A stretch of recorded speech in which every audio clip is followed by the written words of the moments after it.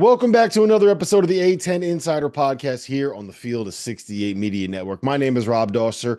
We have Jeff Goodman here, and we are joined today by none other than Loyola Chicago head coach Drew Valentine. Drew, we tried to get you on here on Friday, a Valentine on Valentine's Day, but you were busy picking up a win over St. Louis, your fourth win in 5 games. Appreciate you coming on for a belated Valentine's Day, sir. Yeah, I should have brought some chocolates. Sorry. So you guys have now won 4 out of 5. You had that 4 game losing streak there, but you are now sitting here 7-5 in the Atlantic 10. What's kind of changed? How have you gotten this going? And is it just as simple as saying, we got Kamani and Jaden back, we're healthy, we got some semblance of our regular starting five here? I think it's a combination of that and also just like we're defending at a higher level. I think the team was kind of constructed last year where we were, obviously a championship team because of, the way that we defended I think we're starting to just buy into that identity a little bit more. Everybody on the team is. But yeah, having Kamani and Jaden back and being able to play kind of what our normal rotation was. Obviously, it sucks not having Justin out there, but having those guys out there has been awesome. And then, man, guys have just made plays like Sheldon Edwards, Des Watson, Jaden Dawson. The way that those guys are like shot making, and then the way that Miles Rubin is defending, and like he's really looking like, to me, in my opinion, the defensive player of the year in our conference. So the combination of those guys just making plays and getting some health back and leaning into identity is why I think we're being more successful. So I always say you can never have enough point guards. Okay, you can never have enough point guards. I know you're shaking your head right now. You lose your guy. You lose Justin earlier in the season, and you plan for obviously everything around him and as a point guard. And how much did that have to change everything you did, and how long has it taken to kind of reconstruct this team and how you want to play?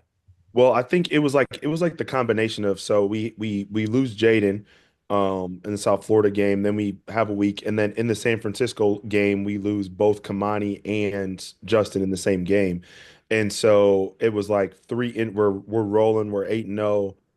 You have 3 injuries, and then you're like, okay, how much do we want to change? Like, how long will Kamani be out? When will Jaden come back? Will he come back at 100%? When Kamani comes back, what's he going to be like? Like, so you don't want to do too much. I mean, we during that time, like we even started Miles Rubin and Jalen Deloach together, and we're just playing no point guard. I was just Yeah. playing like Des Watson on the ball, and he's been a soldier. Like I'm asking him to do so many different things, Des Watson.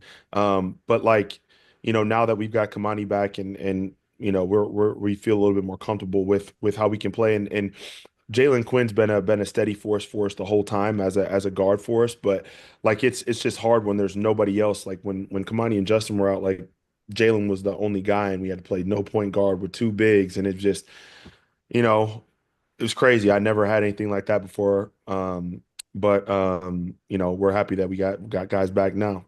You mentioned that you're kind of getting back to defending the way you did last year. You were a top 30 defense last year. You tied for the A-10 championship with Richmond, who was a top 35 defense. This year, it looks like VCU and George Mason are kind of pulling away from the field, right? They're both top 25 defenses in college basketball. In 2023, when VCU won the league, they were a top 15 defense in college basketball. And all of those champions have been built on being great defensive teams and good enough offensively. When you go, and at this point, most coaches are kind of they're thinking about this team. They're also thinking about like how am I going to build for next year? How much does seeing who has won and how they have played since you've been in the league has that changed the way that you think about building your team or building your roster? Now that I mean, look, you're a veteran in this conference. You might be a young guy as a coach, but you're a veteran in the A-10 at this point. Right. Nah. And it was the same way, man, when we were in the Valley, like Coach Moser, Porter used to talk Hmm. about all the time. The top, his famous saying, like every year was the top 3 teams in the defensive standings defensive statistics were always going to be the top 3 teams in the standings. And obviously I come from Coach Izzo as well, where that's a huge identity there. So that's always kind of what I believed in basketball. You know, the year when we went to the Sweet 16 in 2021, we were the number 2 defense in the country. And so like that's always been the identity of the program. And so that's why we doubled down on with the roster kind of construction that we did this year. But it's definitely going to be a point of emphasis moving forward is finding guys that have the length, athleticism, physicality, and motor and you know, IQ to be able to execute scouting reports and it mattering, not just wanting to score 90, win game. There's nothing wrong winning games in the 90s, but as you're seeing with our league now, like VCU and Mason are the best 2 defensive teams, and that's why they're at the top of the standings. You just mentioned Izzo. He just set the record. Crazy. Big Ten wins, breaking Bobby Knight's record. You obviously learned from him. I don't necessarily want to ask you like the biggest thing you learned from him, but I think one of the things about Tom Izzo that obviously I've seen over the years is just how he's able to be old school in so many of his values, but get the most out of players now and get on them the way he gets on them, but players understand, again, you can go back at him, and he's always going to have your best interests at hand here. Give me something that maybe you saw or you were a part of that would kind of illustrate that, if you can, Drew. Is there so I'll just give one example. There was one game we played Illinois.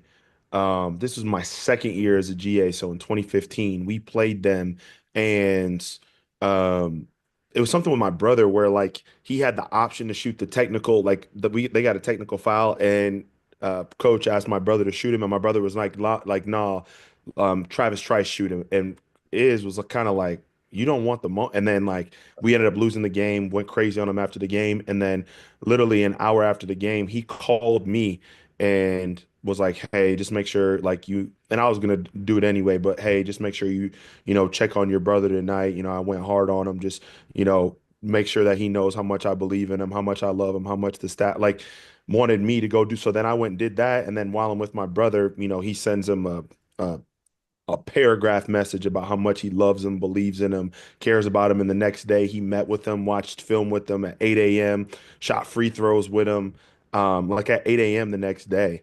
And so like those are the little things that, behind the scenes that he does and why players go to war for him. And how much of that have you brought with you as a coach? Because I feel like you see something like that, you see how powerful it is, and you see the success that he has. Like you can't help but want to kind of embody that yourself, right? Yeah, I mean, I think that's why, I think in this day and age, the way that you can tell like real relationships, I guess, would be player retention. And so if you look at like the guys that have come back, hopefully it continues. Hopefully I'm not jinxing myself, but if you just look at even when I first got the job, we had those, Cam Crowwood went pro, but those other 4 guys stayed. And then just year after year, this past year, Miles Rubin, Des Watson, Jaden Dawson, Sheldon Edwards, Jalen Quinn, those 5 guys decided all to come back. And, it's not like we have, the number 1 resources in the country. So I think that those relationships in your culture are the reasons why people want to stay and be a part of something bigger than themselves. And so I try to have really good relationships with our guys, and I really try to coach them hard too. But like you said, Jeff, try to just make sure that I got their best interests and their family's best interests, and I'm going to look out for them not only now but for the rest of their lives. Can you do you go back at your players like Izzo does, or is that just like there aren't many? I mean, honestly, I don't know if there's anybody else in the country that you see that happen like constantly, and he likes it. The players like it. Like, do you do that at all? Can you do that? Not really. I think it's just a person by person basis. I think I guess the modern way of thinking that is there's some guys that like that and want that, and there's some guys that don't. And so I think we've got a couple guys like Des Watson and Jalen DeLoach in particular on our team that in the heat of battle. But we go back and forth, and then we come to a common place, and then we move on. And so I definitely encourage it and want those guys that have that personality and need to do that, that need to go back and forth. Like I'm gonna encourage that. Let you be you. Let you get all your steam out. I'm gonna get my steam out because I'm that way. And then let's move forward and try to win. But you got to be careful, don't you? Oh Because yeah, again, certain guys you do that to, and they could will like. for sure. Yeah, and that's just all just, knowing your people, and Yeah.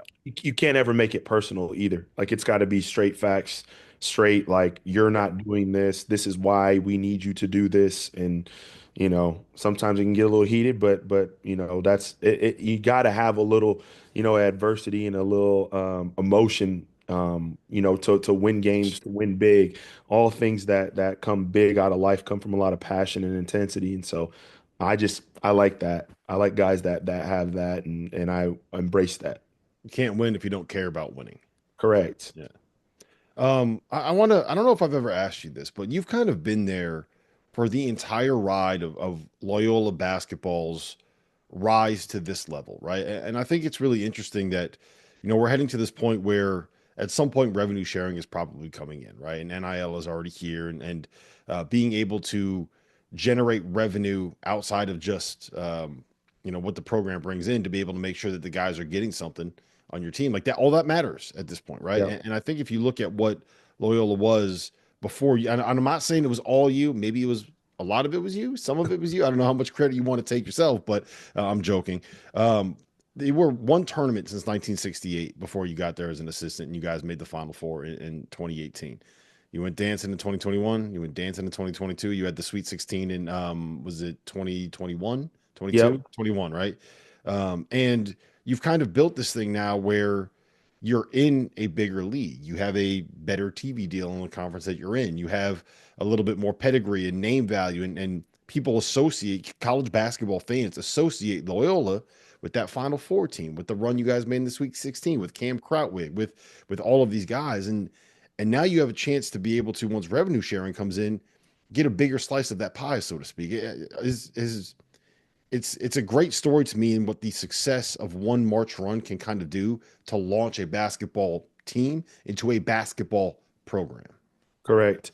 And I think like, from just like even a bigger standpoint, I think, runs like those, like the one that we made, I think obviously we've got like a great administration. Our president, my AD is just like phenomenal. Steve Watson is unreal, and how he runs our organization. But like, when you do that, the entire, everybody within the administration on not just the athletic side, but just overall within the university, board of trustees, people like that, they see like how exciting that is, and how much it brings people together, and it gets people to come back and give back, and how much of a sense of pride that creates. And so when you have a run like that, people, when you talk about rev share and what that's going to look like for us, I think our admin is they know what making our team, helping our team be competitive can do, not only for obviously our program, but for our school, our university, the pride, the city of Chicago. And so exactly, Rob, you're right on point. And hopefully that'll, when that happens, hopefully this year, it'll really, really help us and help our take our program to the next level. And then the other part of it is you kind of have this, it's like this cool little pocket of college basketball in Chicago, right? Like I was watching the game on Friday night with my son on ESPN, and he was like, there's a lot of fans there. I didn't know Loyola was a college in Chicago, and he's 9 years old, so he basically what he knows about college basketball right now is whatever I'm watching on TV, right? So I'm watching that, and he's like, yeah, Loyola's fun. Let's root for Loyola, but that will stick. And it's not just him, it's the other guys, whatever other kids that age that are watching them, that are having fun watching it. And all of a sudden, you have this fan base and this crowd, and it just everything just kind of it's what's the saying? The rising tide lifts all ships, right? People see it, you get that environment going. It's a lot of fun when you get there, you start winning games, and it just kind of all comes together. It's a lot of fun to watch the growth of this program. Yeah, I agree. And it, I mean, obviously, like I'm the one that gets to, reap the rewards and benefits, but there were so many people that laid the foundation and groundwork. And obviously I got to use opportunities like this to show my gratitude. It was, the coaches that were here, obviously, Coach Moser Porter, Brian Mullins, Matt Gordon, Danielle Robinson, who's kicking butt right now at Cleveland State, Mhm. Emmanuel Dildy, that's, doing his thing at Duke, Matt Gordon at Val, like so many people, and then the players that believed and bought in, Milton Doyle and Ben Richardson and Andre Jackson, Dante Ingram, Cam Crutwig, Lucas Williamson, so on and so forth. Like those people are the reason why our current guys get to reap the benefits and rewards of what we have now. And I always make sure that when those guys are around, or checking in on them and just letting those guys know how much they mean to me, how much they mean to the future of the program, and how their legacy will never be forgotten. Like all in my office is just pictures of those guys and celebrating championships, cutting down nets. Like those guys will forever be celebrated and will ever hold a special place in Loyola basketball history, but more importantly, like my heart. Is it crazy? I mean, for me, like a month from now, we're talking about like NCAA tournament Crazy. basically being unveiled. You got 6 regular season games left, coming off obviously a huge win against St. Louis. What's the key now to peaking at the right time? Because again, you guys went through it injury wise at a time again in the season that you had to get through. But at this point, if you're going to peak and win this conference tournament, how's it going to happen? I think there's been like a simple formula for us. I think the number one thing is like taking care of the ball. Like we had 9 turnovers when we've had 10 or less turnovers. Like if we do that, like we're gonna put ourselves in position because we're gonna like the shots and our offense and how we move the ball. Like I think it's we get good looks, good opportunities if we can take care of the ball. Now with that, we got to get second chance opportunities. Like we got to try to get 10 or more offensive rebounds. If we like the games where we've crushed the glass and got second chance points, it's been good. And then we got to defend without fouling. So like those three things have been like the formula for this team. I know it's kind of coach speak, but like those three things in particular with this group it's not shooting threes, it's not making free throws, it's not we got to get this many assists, we got to we got to limit this. It's those three things. We got to get 15, or we got to get 10 or less turnovers. We got to get 10 or more offensive rebounds, and then we got to shoot more free throws than our opponent. Last thing I got for you, Coach. You are currently sitting here in fourth place right now. The way that the A-10 tournament bracket is structured, that fourth place spot gets that double bye. You're straight hmm to the quarterfinals. How much of that is something where are you talking to your guys about that? Is that something that you're kind of aiming for here? I don't even know if we're necessary. I think it's more like what Jeff said, like just trying to play basketball the right way and trying to like build momentum. Like I think I think if you just focus on the smaller picture things like, okay, let's have a good practice today, then that means we're probably going to have a good game. And if we have good games, then we get fourth place. So I think really just focusing on the day to day. And I know it's corny and boring, but like winning the day and trusting your process and crushing your process, being excited. Like who's excited to practice for, an hour and a half and do shell drill in February? Like, all I know is teams that are really good and have really good habits. They crush those habits. They water those habits every single day. And so that's what we're focused on is crushing our habits and hopefully that translates to wins. You sound like an old grizzled veteran as a coach with that Trying answer, to get the grays in the beard, man. I got 2 more for you, quick ones. Yeah. Number one, if we had you and Izzo both shooting 100 free throws today, how many would you make and how many would he make out of 100? He probably would beat me, honestly. I was a I know bad he would. shooter as a player. He'd probably make 92. I'd probably make like 84 or something like that. But he would 84. Yeah, I'd probably make it 84, probably. That's like like low to mid 80s. But he's locked in. He don't It's miss. crazy. Crazy. He just No, makes it's crazy. I all. know. I know. Same form every time. Mhm. Can't rattle them, right? Yeah. I mean, it is crazy. Last thing I got for you, because I haven't asked you this in a while. How's your brother doing? Is He's he good. in Italy? Yeah, so he's in Italy. They just played their like Italian Cup, like all the countries. I'm sure you've probably seen some of the stuff Yeah. online. But they just played. They were in the final four of that. They lost on Saturday. He's actually coming here this week. So Really? yeah, he's got like a week off. So he'll be Okay. here on Tuesday. We play on the road at Davidson, but he'll be here in Chicago. Then he's staying through the weekend, and so he'll be at our Dayton game, ESPN Friday night. So I know he's looking Nice. forward to that. He's like a big brother to our players. So I know they're That's going to be good. excited to see him, and he's gonna be crashing at our place for a couple days, and I can't wait to see him. Was he a One good of my house guest? favorites. One of my favorites, man. I miss him. Tell him I said hello. Well, for I sure. think, again, people kind of forget that career he had and how good he was and how much fun he was to watch and how much fun he was to be around. Right. That's the other part, to be honest, is he was just so much fun, his personality, the way he played. So tell him I said hello, please. I will. I got you. Is he a good house guest when he He's a comes? great house guest. He provides. He cleans up after himself. He's great with my daughter. My wife is 8 months pregnant right now. She's due March 10th. So Could have timed he'll, that one better, Drew. I know. But yeah, no, he'll be being on uncle duty with my 3-year-old. He'll be So quiet. He'll be he'll be quiet. quiet.